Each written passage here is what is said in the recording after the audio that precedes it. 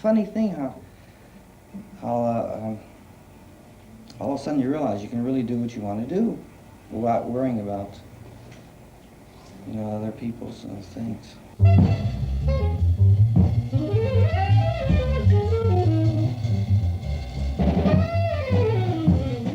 Whatever I don't do musically with Ornette, it's not his fault, because he gives me complete freedom.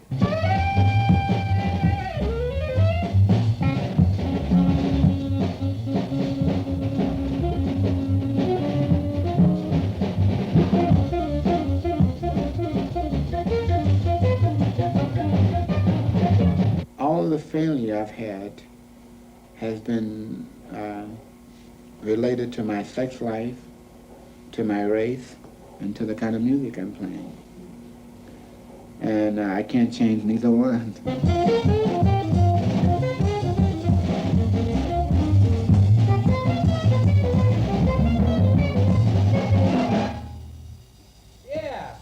This film was made during 2 days in Paris, spent with 3 extraordinary musicians. David Izenzon, bass player, formerly with the NBC Symphony Orchestra. Charles Moffett, a drummer, 17 years a music teacher in Fort Worth, Texas. And Ornette Coleman, also from Fort Worth, the leader of the 3 and author of some of the most outstanding and controversial jazz of the age. Critics and musicians either talk of him along with Bartok or dismiss him as a fake, while others argue the Coleman trio simply play. They were in Paris to write and record the music for a film called Who's Crazy, produced by Tom White and acted by members of the Living Theatre Group, originators of The Brig and The Connection. And I was struggling with the bass, and a lady walked up to me and said, you know, it's a pretty big thing to be carrying around. I said, yes, ma'am. She said, you going far with it? And I said, well, I've got to go to so-and-so place. She said, well, I hope they let you play once you get there. Well, that's how I feel about it, you know, we're going to play it. And I hate to use the word religious because it's such a screwed up word, but it's a very important thing, you know.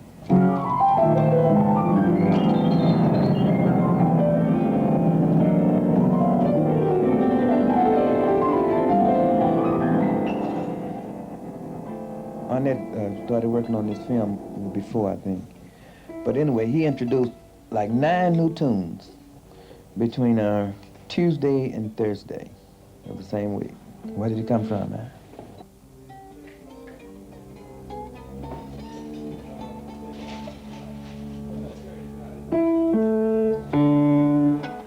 And once I wrote a string quartet, and every time I hear somebody say, oh man, you know, that reminds me of Bartok, you know, I'm not against strings sounding like Bartok, but it's nothing, it's no relation. That's the only thing that they can figure that's intellectually in that same idiom. People put you in a category because they say, well, let's see now, this is the most way-out thing that I can think of, so I'm gonna put you there. That makes me safer, right? And it might not be like that at all.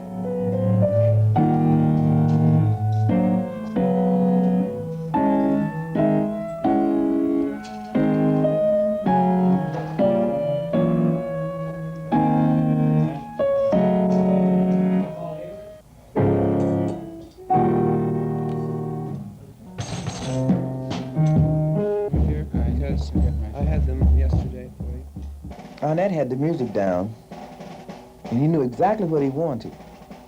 And we rehearsed about a week before we started the film, and it was like it was no problem. When we got there, we knew what we were going to do.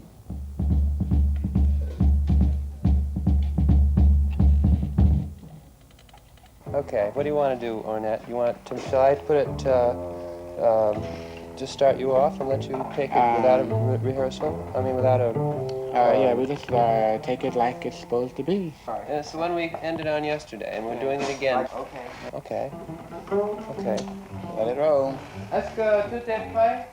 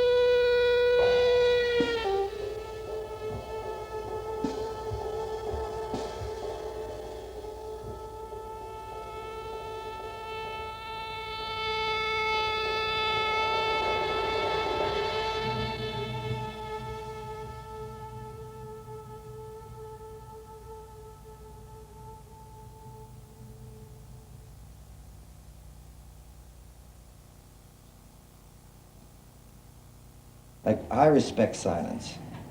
And every time I play a note, I'm raping that silence. I'm becoming involved with that. Well, then the thing comes to an end.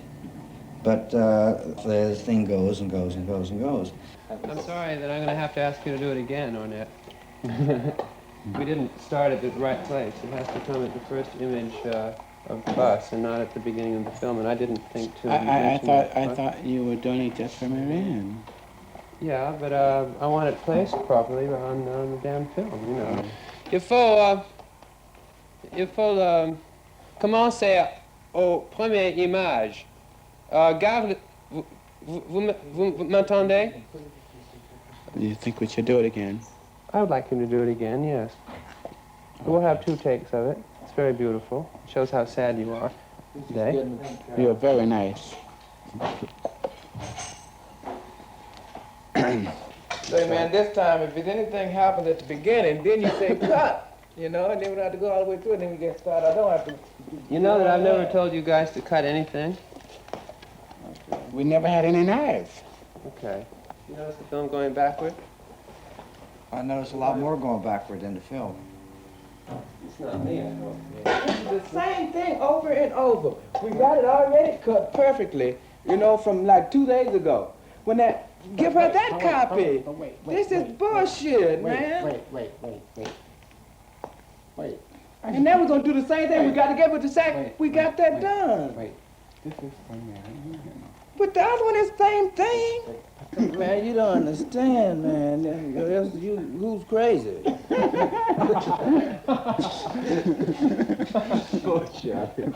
Well, I got to relax a while, man. I try to put everything in and then, you know. To be a man, whatever a man is, there is something that's very important about being a man.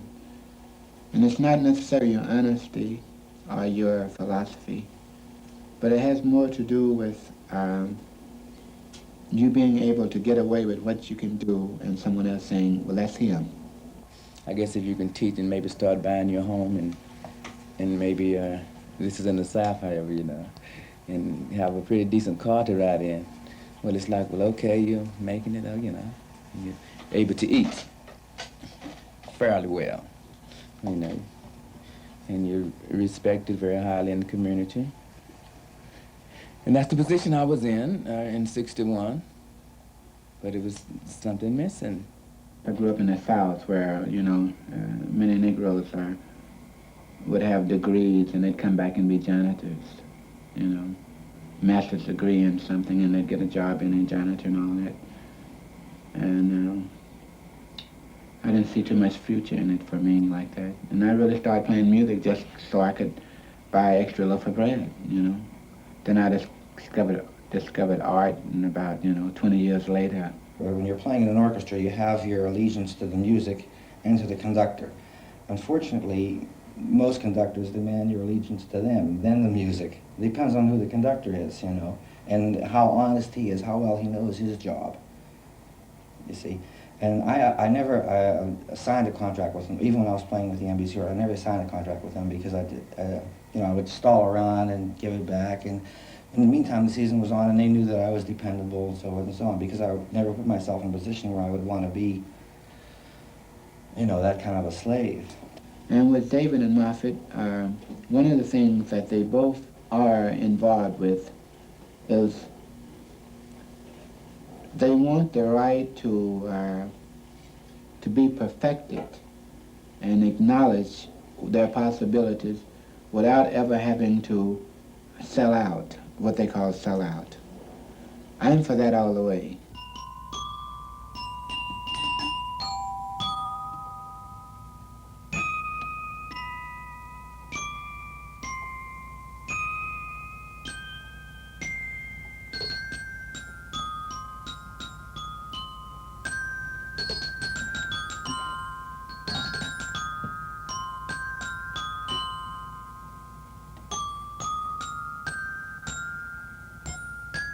If I'm confined to just to do a certain thing, to be a timekeeper, in order for someone else to play, to make music, well, okay, that's okay too, but I don't think I would take all of my time out just to be responsible for someone else to play. because I feel I've already done that. And I want to try to play myself now.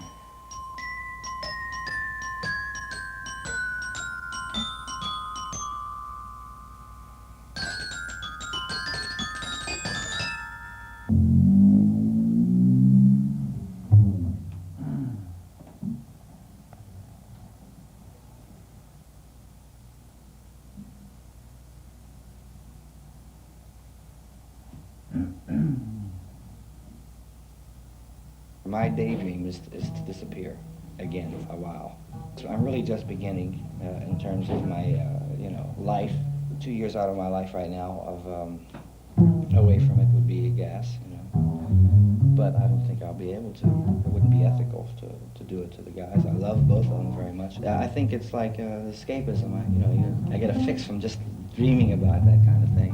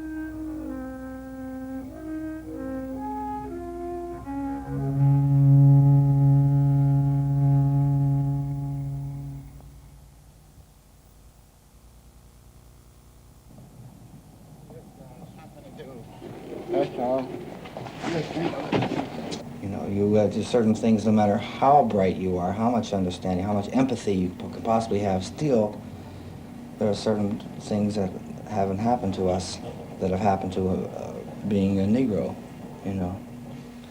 especially in the South,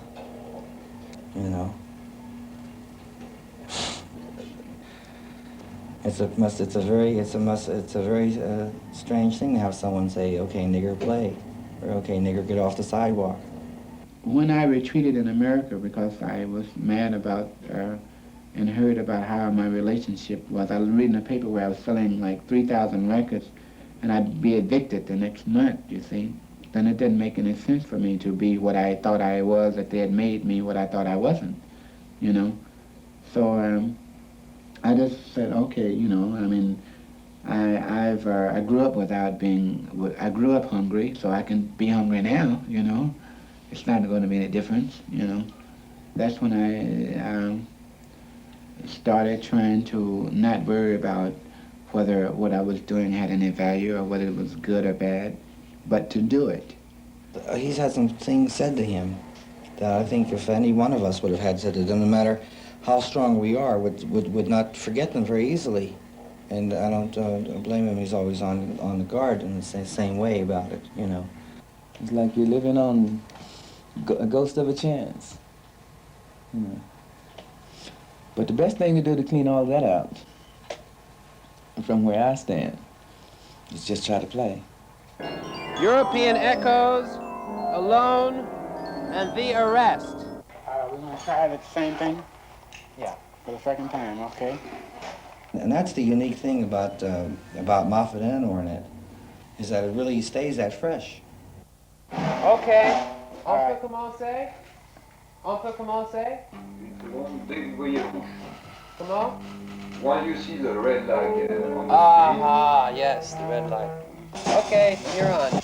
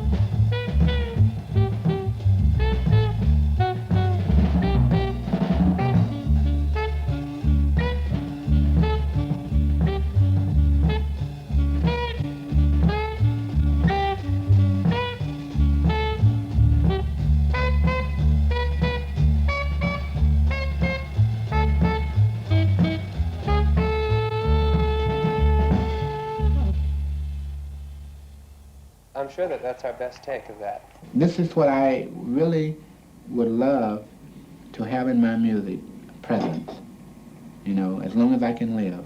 I mean, I don't care about nothing I played yesterday if I can go home right now and write some music that is a presence, you know. That's why they have machines, you know. So you can, if you want the past, there's a machine that's got the past right there, you know, and which I think is very good, you know. So therefore, that means we as human beings can be in the present.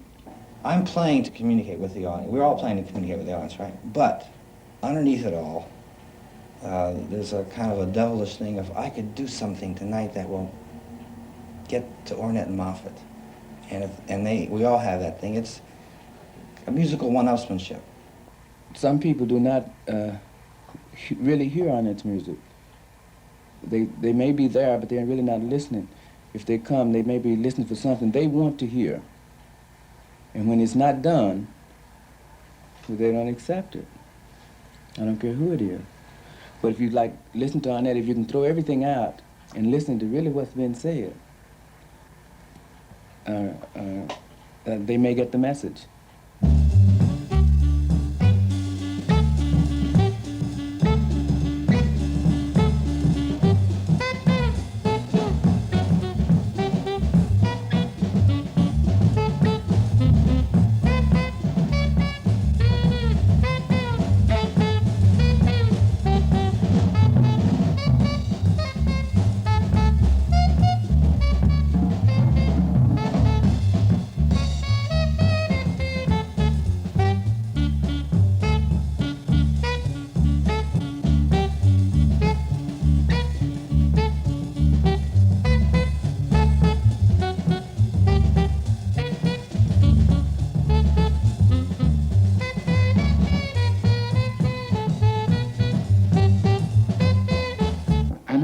Eternity. What I mean by that is that I don't care about how many changes that goes on, you know, as long as it keeps going on.